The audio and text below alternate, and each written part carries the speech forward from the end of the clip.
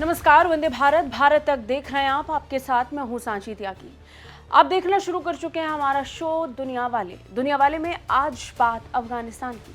भारत का पक्का दोस्त और कभी अमेरिका का सबसे बड़ा दुश्मन रहा वो अफगानिस्तान, जिसे लेकर अमेरिका का रुख अब बदल रहा है। चीन और भारत धीरे धीरे अफगानिस्तान में तालिबान सरकार के और करीब आ रहे हैं और उधर अमेरिका बेचैन बैठा है। अमेरिका ये देखकर हैरान है कि कैसे उसके जाते ही चीन ने अपनी पकड़ मजबूत कर ली है। ट्रंप को सत्ता में आए 2 महीने से ज्यादा हो चुके हैं, लेकिन अब तक कोई भी ऑर्डर ट्रंप ने अफगानिस्तान को लेकर जारी नहीं किया है। और फिर अचानक एक फैसला होता है कि अमेरिका तालिबान के वांटेड आतंकियों पर घोषित इनाम को हटा देगा। जी हाँ, अमेरिका ने ऐलान किया है कि वो हक्कानी नेटवर्क के नेताओं पर लगा इनाम हटाने जा रहा है। अब अमेरिका का ये कदम उस बदलाव को दिखा रहा है जो अब तक की उसकी नीति से बिल्कुल विपरीत रहा है। दुनिया वाले में आज अमेरिका और तालिबान से जुड़े कुछ सवालों को हम जानेंगे। सबसे पहला सवाल, अमेरिका ने क्यों हटाया तालिबान नेताओं पर से ये नाम? क्या तालिबान को मान्यता देगा अमेरिका? इसके साथ ही एक सवाल ये भी है कि अफगानिस्तान को लेकर आखिर क्या सोच रहे हैं डोनाल्ड ट्रंप? अफगानिस्तान में चीन के बढ़ते प्रभाव को रोकने के लिए क्या कुछ प्लान कर रहा है अमेरिका, या फिर से अफगानिस्तान में उतर सकती है अमेरिका की सेना? इन सवालों का जवाब आगे इस वीडियो में जानेंगे, तो बिना समय गवाए शुरू करते हैं आज का ये वीडियो। सबसे पहले बात इस खबर से ही करते हैं और इसके साथ ही पहले सवाल का जवाब भी आपको मिल जाएगा। हक्कानी नेटवर्क, जिसका नाम सुनते ही अमेरिका का खून खौल उठता है, उस हक्कानी नेटवर्क पर अब ट्रंप प्रशासन मेहरबान है। अमेरिका ने हक्कानी नेटवर्क के 3 बड़े नेताओं पर से लाखों डॉलर का इनाम हटा दिया है। इन 3 बड़े नेताओं में सबसे पहला नाम है सिराजुद्दीन हक्कानी का, जो तालिबान सरकार के आंतरिक मंत्री के रूप में इस समय कार्य कर रहे हैं। तालिबान राज में मंत्री सिराजुद्दीन हक्कानी अमेरिका के मोस्ट वांटेड में से एक रहे हैं और ये आज भी हैं, सिर्फ इनाम हटा है। इसकी गिरफ्तारी के लिए सूचना देने पर अमेरिका ने $10 मिलियन का इनाम घोषित कर रखा था। इसके अलावा हक्कानी नेटवर्क के 2 अन्य सदस्यों में अब्दुल अजीज हक्कानी और याया हक्कानी का नाम भी शामिल था। इन दोनों के नाम भी अमेरिकी विदेश विभाग की रिवॉर्ड्स फॉर जस्टिस वेबसाइट से हटा दिया गया। हालांकि बड़ी बात यह है कि इन तीनों को ही विशेष रूप से घोषित वैश्विक आतंकवादियों के रूप में नामित किया गया है। हक्कानी नेटवर्क को भी विदेशी आतंकवादी संगठन और एसडीजीटी इकाई दोनों के रूप में सूचीबद्ध किया गया है। वहीं जब अमेरिका के विदेश विभाग के प्रवक्ता से इस बारे में पूछा गया तो उन्होंने बताया कि अमेरिका अपनी नीति के तहत अपने पुरस्कार प्रस्तावों की लगातार समीक्षा और परिशोधन करता रहता है और उसी सामान्य प्रक्रिया का ये हिस्सा है। लेकिन इस सामान्य प्रक्रिया में तालिबान को राहत, सवाल तो खड़े होंगे ही।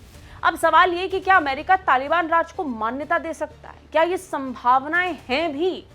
पिछले कुछ दिनों पर अगर नजर डालेंगे तो जवाब भी मिल जाएगा। पिछले कुछ दिनों में अमेरिका ने तालिबान राज से फिर से संपर्क स्थापित किया है। पिछले सप्ताह का ही जिक्र कर लीजिए, अमेरिकी बंधक दूत एडम बोल्हर अफगानिस्तान दौरे पर थे। 2021 के बाद ये पहली बार था जब अमेरिका का कोई उच्च अधिकारी अफगानिस्तान पहुंचा और इसी दौरान बातचीत के परिणाम के रूप में अफगानिस्तान में अमेरिकी नागरिक जॉर्ज क्लेजमैन की रिहाई हुई, जिन्हें 2022 में एक निजी यात्रा के दौरान अफगानिस्तान में हिरासत में लिया गया था। 2022 की इस घटना के बाद अमेरिका की प्राथमिकता में निश्चित तौर पर उसका नागरिक रहा होगा, लेकिन सिर्फ इतना नहीं है। ट्रंप ने अपने पहले कार्यकाल में हमेशा से इस बात की पैरवी की कि अफगानिस्तान के साथ तनाव को खत्म करना चाहिए, अपने सैनिकों को वापस लाना चाहिए। उन्होंने साल 2020 में तालिबान के साथ दोहा समझौता भी किया था और ऐसे में अब भी उम्मीद है कि ट्रंप सैन्य टकराव के बजाय सौदेबाजी को प्राथमिकता दे सकते हैं। हाँ, लेकिन ये इतना आसान नहीं होगा। ट्रंप की यहाँ भी कुछ शर्तें हो सकती हैं और यहीं से आता है अगला सवाल भी। सवाल ये कि अफगानिस्तान को लेकर आखिर ट्रंप सोच क्या रहे हैं? ट्रंप का अफगानिस्तान पर प्लान अब तक पूरी तरह से साफ नहीं हुआ है, क्योंकि ट्रंप ने खुले तौर पर अभी कुछ ऐलान किया ही नहीं। हालांकि हाल के घटनाक्रमों, उनके पिछले कार्यकाल और उनके हाल फिलहाल में दिए गए बयानों को अगर देखें तो कुछ अंदाजा लगा सकते हैं। अफगानिस्तान पर कुछ ना कुछ प्लान जरूर हो रहा है। टैरिफ, ट्रेड, रूस, यूक्रेन, यूरोप, मिडिल ईस्ट और चीन के साथ साथ ट्रंप जरूर अफगानिस्तान को लेकर भी कुछ सोच रहे होंगे, खासकर कुछ पॉइंट्स पर, जिसमें सबसे पहला और चर्चाओं में रहने वाला विषय है बगराम एयरबेस का। बगराम एयरबेस पर फिर से नियंत्रण की मंशा ट्रंप जाहिर कर सकते हैं। ट्रंप ने अपने चुनाव अभियान और बाद में ये संकेत कई बार भी दिए कि वो अफगानिस्तान में छोड़े गए बगराम एयरबेस को वापस अमेरिकी नियंत्रण में लाना चाहते हैं। ये बेस 2021 में अमेरिकी सेना की वापसी के दौरान तालिबान के हाथों में चला गया था। ट्रंप का मानना है कि यह रणनीतिक रूप से महत्वपूर्ण है, खासकर क्षेत्र सुरक्षा और चीन और रूस के लिए। हालांकि तालिबान ने इस मांग को ठुकरा दिया। इसके अलावा ट्रंप का ध्यान उस जरूरी बिंदु पर है जो लंबे वक्त से अमेरिका के लिए सरदर्द रहा और ट्रंप के कई बयानों में इसका जिक्र आया। ट्रंप ने कहा कि अमेरिकी हथियारों की वापसी होनी चाहिए। जी हां, 2021 में जब अमेरिका की सेना वापसी कर रही थी, उस समय अमेरिकी हथियार वहीं छूट गए थे। ट्रंप का मानना है कि वो हथियार वापस आने चाहिए। ट्रंप ने जोर दिया है कि 2021 की वापसी के दौरान अफगानिस्तान में छोड़े गए लगभग 70 अरब डॉलर के अमेरिकी सैन्य उपकरणों को वापस लिया जाए। तालिबान ने तो अमेरिका की इस मांग को भी अस्वीकार कर दिया, मना कर दिया। ये दो प्रमुख पॉइंट्स हैं अमेरिका तालिबान के बीच विवाद को बढ़ाने वाले। हालांकि शुरुआती दौर में अमेरिका तालिबान के साथ सौदेबाजी को ही विकल्प बनाएगा, क्योंकि ट्रंप को लेकर अब तक हम इतना समझ चुके हैं कि वो शुरुआती दौर में बैठक करके नेगोशिएशन करने पर यकीन रखते हैं।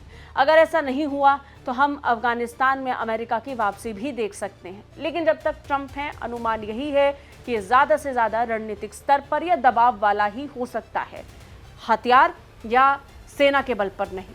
अफगानिस्तान पर अमेरिका की प्राथमिकता सिर्फ इतनी भी नहीं है। सवाल तो अफगानिस्तान में चीन के बढ़ते प्रभाव को लेकर भी है, यानी अमेरिका के लिए रणनीति के लिहाज से चीन, रूस और ईरान जैसे देश तालिबान के साथ संबंध मजबूत कर रहे हैं।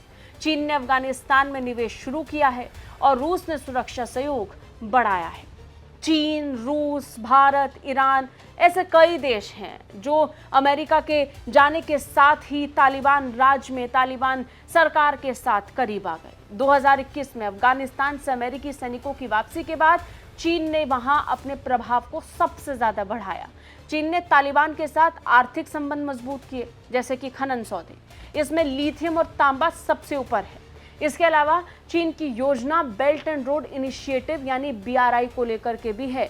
अफगानिस्तान के साथ चीन की बातचीत बहुत आगे जा चुकी है।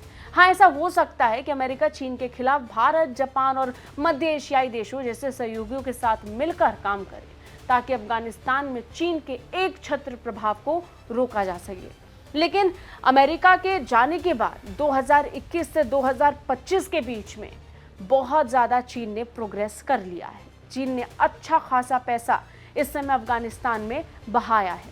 रूस, ईरान और चीन की तरफ से तो मान्यता तालिबान को दी भी जा चुकी है। लेकिन सबसे बड़ा सवाल तो ये है कि पश्चिमी देशों में, वो भी अमेरिका, जिसने लंबे वक्त तक अफगानिस्तान में युद्ध का आगाज किया, उसका एक सबसे बड़ा चेहरा बनकर उभरा। क्या वो अमेरिका अफगानिस्तान में इतनी बड़ी परिस्थिति को बदल सकता है? क्या तालिबान को मान्यता अफगानिस्तान में अमेरिका देगा? आपको क्या लगता है? कमेंट करके हमें ज़रूर बताएं। जय हिंद।